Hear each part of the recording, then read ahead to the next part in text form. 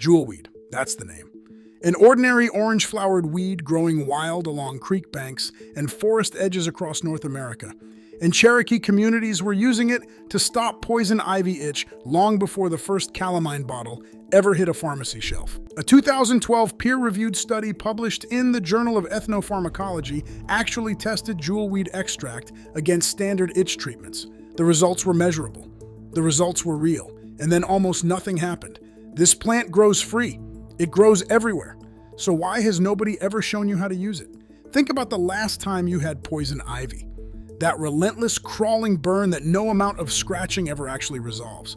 You probably reached for the pink bottle, maybe a tube of hydrocortisone, maybe an antihistamine that made you drowsy for 2 days and barely touched the itch. Now think about this. Growing right beside the poison ivy, often within arm's reach, in the same damp soil, under the same canopy of shade, is a plant that Cherokee and multiple eastern woodland nations used as a direct skin treatment for exactly that reaction. Not nearby, right there. Growing alongside the problem, like nature placed the answer next to the question on purpose. That is not a coincidence anyone took seriously enough to fund. And that is exactly where this story starts to get strange. The plant itself is unmistakable once you know it. Impatiens capensis. The stems are hollow, almost translucent. They catch the light like segments of thin green glass. The flowers are small, orange, spotted with reddish-brown flecks, hanging off the stem like tiny lanterns. Touch the ripe seed pods and they snap shut and scatter seeds in every direction, which is exactly how the plant earned its other common name, touch me not. It loves damp shaded soil, creek banks, forest margins, the disturbed ground along paths and ditches. And here is the detail worth noticing. The moisture and shade conditions that poison ivy prefers are nearly identical to the conditions where jewelweed thrives. Find one and the other is usually close. People have walked past the solution for generations without ever connecting the two. Break the stem open. There is a cool, faintly slippery juice inside.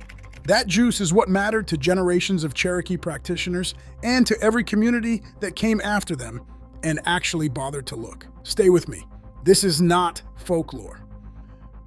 Researchers who examined jewelweed's stem identified a compound called lawsone, a naphthoquinone derivative. Lawsone is chemically related to compounds found in certain commercial skin preparations, and it carries documented anti-inflammatory properties. And critically, this is the part nobody standing in the pharmacy aisle ever hears.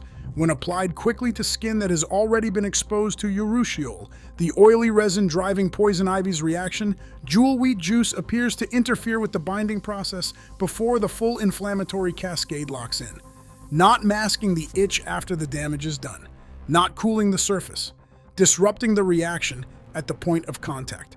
That distinction is enormous. Everything on the pharmacy shelf is designed for after the reaction has already taken hold. Jewelweed, used the way Cherokee field medicine actually used it, worked at the moment of exposure. Snap the stem. Apply the juice directly along the exposed skin. Move fast. A 2012 study in the Journal of Ethnopharmacology, peer-reviewed, legitimate, not a fringe outlet, examined jewelweed preparations and found measurable reductions in itch response compared to controls. The researchers noted the historical context. They noted the chemistry. And then the research went quiet because the next step requires expensive clinical trials, and funding for a plant that nobody can patent simply does not arrive. Hold on to that. We are coming back to it. This remedy was not obscure.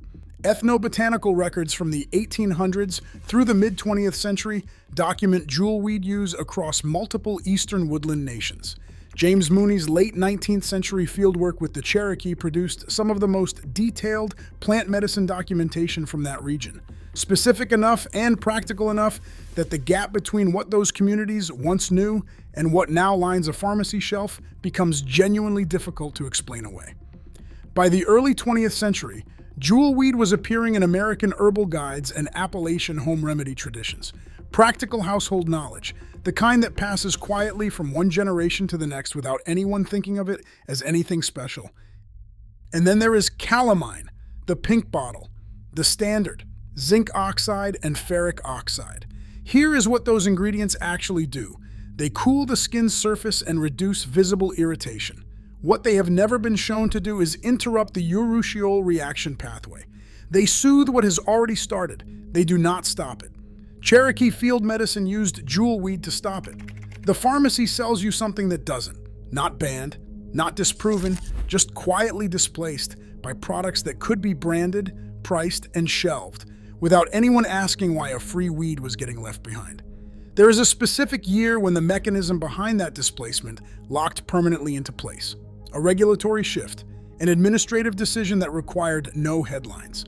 The year is 1986, but this plant did not disappear by accident. There was a decision.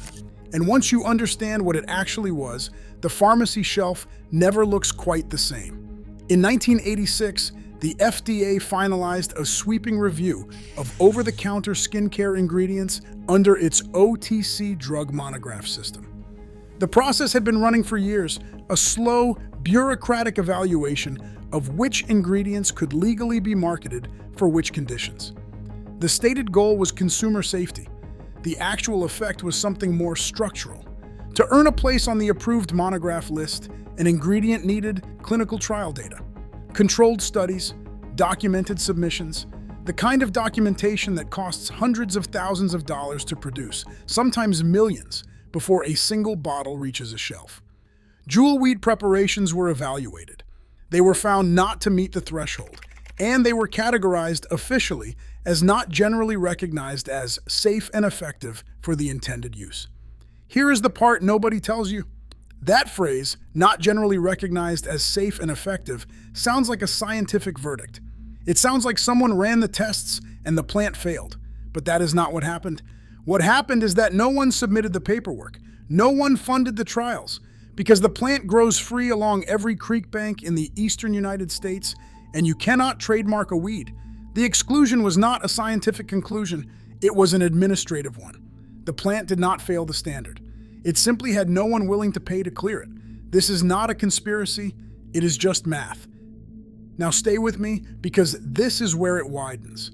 The same decades that produced that regulatory shift, the 1970s through the 1990s, were the same decades that saw the over-the-counter health product market consolidate rapidly under major pharmaceutical parent companies. Calamine lotion passed through corporate ownership structures that eventually connected to companies like Warner Lambert. Hydrocortisone cream and antihistamine-based itch products were folded into consumer health divisions under names most people recognize. These were not small operations. They had lobbying infrastructure. They had regulatory relationships. They had the budget to navigate the exact approval system that Jewelweed had no mechanism to survive. The brands that dominate the pharmacy's skincare aisle today did not get there because their science was definitively superior. They got there because they had the organizational capacity to participate in a system that was never designed with the creek bank weed in mind. Jewelweed had no lobby, no trademark, no supply chain, no marketing department. It had something more inconvenient than all of those. It was free, it was widespread, and the communities who understood it best had been systematically displaced from the institutions where that kind of knowledge gets converted into policy. In the 1970s, the Cooperative Extension Service, a network of land-grant university programs funded in part by the federal government, designed specifically to distribute practical agricultural and household knowledge to rural Americans, published educational bulletins on traditional plant remedies. These were not fringe publications. They were government-adjacent public education materials, printed and mailed directly to households.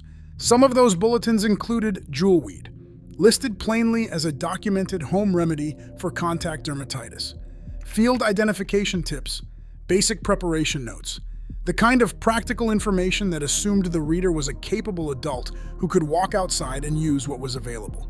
That was once considered normal, not alternative, not fringe, not dangerous. Normal household knowledge worth the cost of printing and postage to make sure people had it. Those bulletins are not mailed anymore. The knowledge they carried did not vanish because it was disproven. It faded because the institutional energy that once supported plain practical plant knowledge shifted toward products, toward brands, toward things that could be sold, tracked, and repeated at scale. Jewelweed still grows. It grows in the eastern United States across a vast range: creek banks, roadsides, the shaded edge of any disturbed ground that stays moist through summer. It often grows within walking distance of suburbs and small towns. It is not rare. It is not protected. Most people walk past it every season without recognizing it. The hollow translucent stem, the hanging orange flowers, the seed pods that scatter on contact. Once you know what you are looking at, you will not miss it again. The Cherokee approach was field medicine: practical, fast, situational. The stem is broken, and the juice is applied directly to skin that has had recent contact with poison ivy or stinging nettle, ideally within the first 30 minutes before the reaction fully establishes. For off-season preparation, herbalism literature, including references documented in Daniel Moorman's Native American Ethnobotany, published by the University of Michigan Press and considered a foundational academic reference in the field, describes simple water-based preparations that can be frozen and stored. No chemistry required, no equipment, a pot, water, the plant, and a freezer. This is the part that matters. The plant is real. The chemistry is documented. The study exists. The only thing missing from your awareness of it was never an accident. The people who notice this are not paranoid. They are not chasing shadows.